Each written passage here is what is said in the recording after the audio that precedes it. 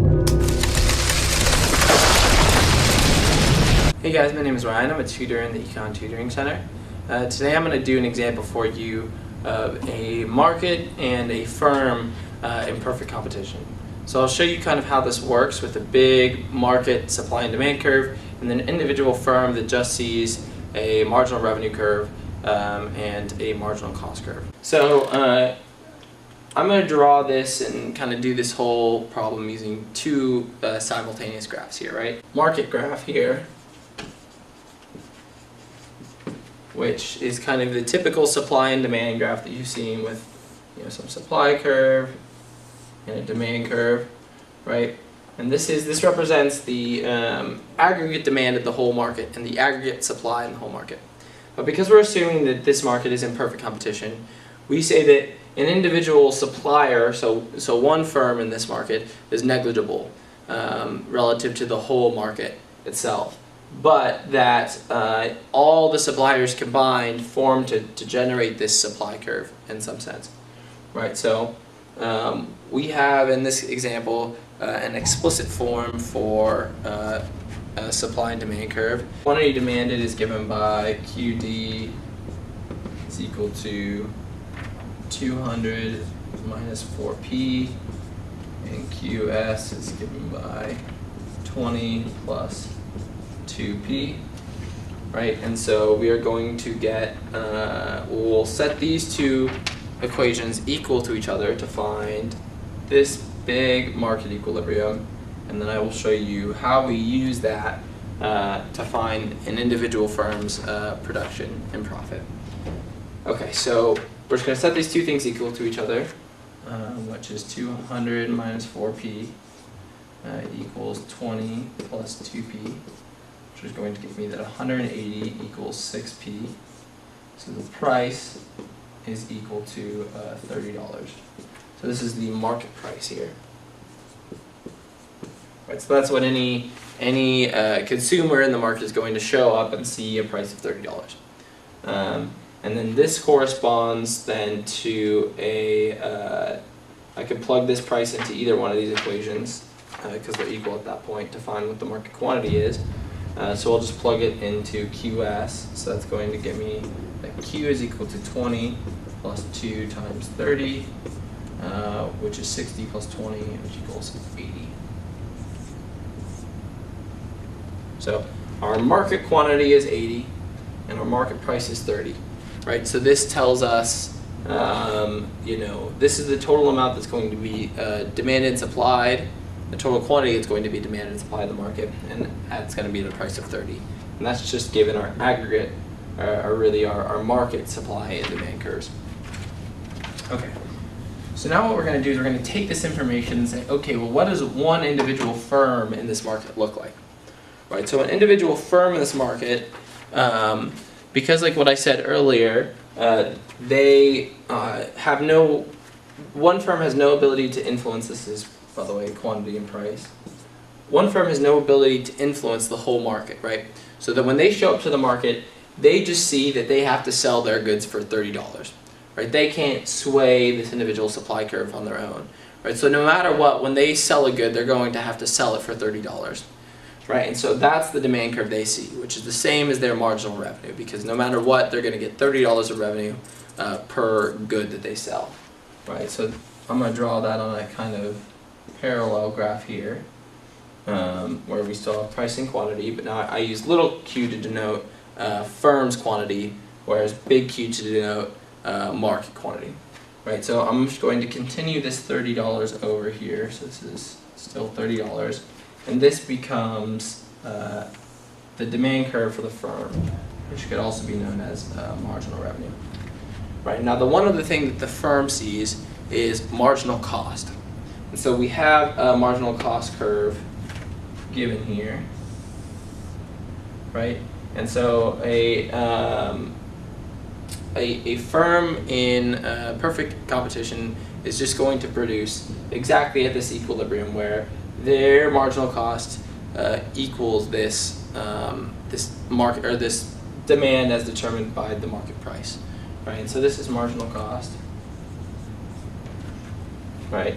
And so the firm is just going to produce at this point right here, and that's going to get us little q star. Of course, to do that, we need this marginal cost curve, which is given to us.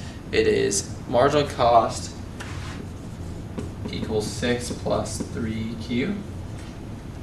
This curve right here is just the curve at p equals 30, right? And now we can set these two things equal to each other, and we will be able to find what this little q star is here, right? So we get, and then I can really say, call this marginal revenue if you want, it might look better.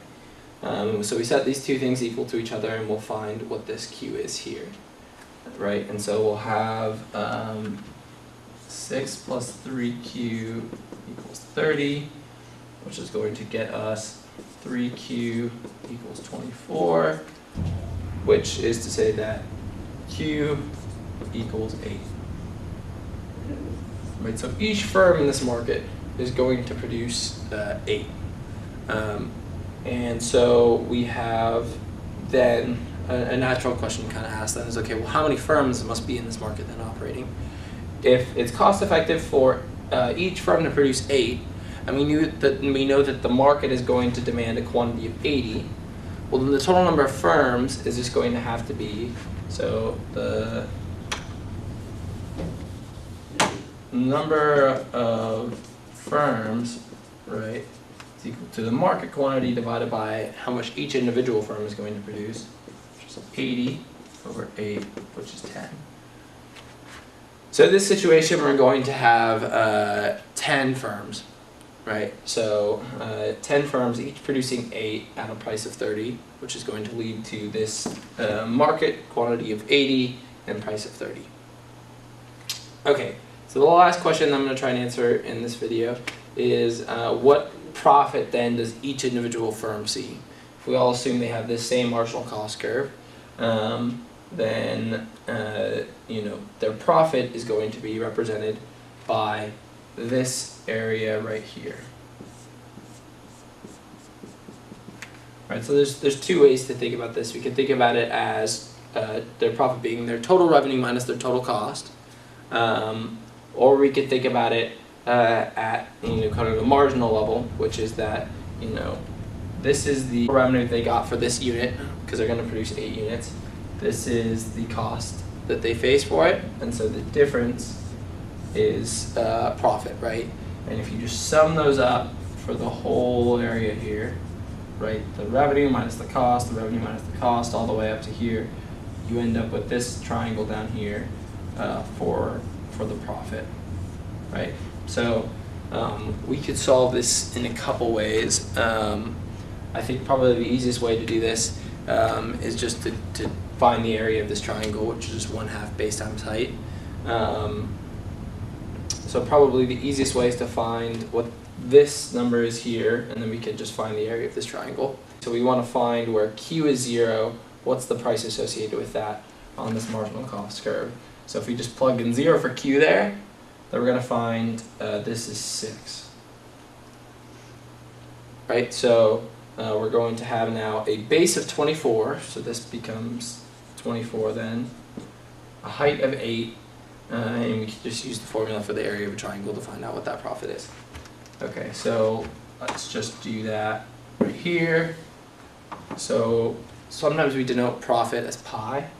So we'll say pi is equal to 1/2 base, which is this 30 minus 6, 24, times height, which is 8, right? And that will get us our profit of 12 times 8, which is $96. Okay, so to recap, we have we found our market quantity and market price using this market supply and demand curve. We use that information and that price to form the individual firm's demand curve or marginal revenue under the assumption that this was perfect competition, right? So they're not going to be able to affect that price at all. So no matter how much they produce, they're only going to be able to see a price of $30. And that tells us that there are going to be 10 firms, each producing 8 units. And then with that marginal cost curve, we're able to calculate the profit, this area here, total revenue minus total cost, which is $96. So 10 firms producing 8 units, making $96 of profit each, and selling those for $30 each on this big market here. Okay, so hopefully that helped you understand a bit of the relationship between a market and a firm. If you have any more questions regarding this or any other econ questions, come visit us in the Econ Tutoring Center.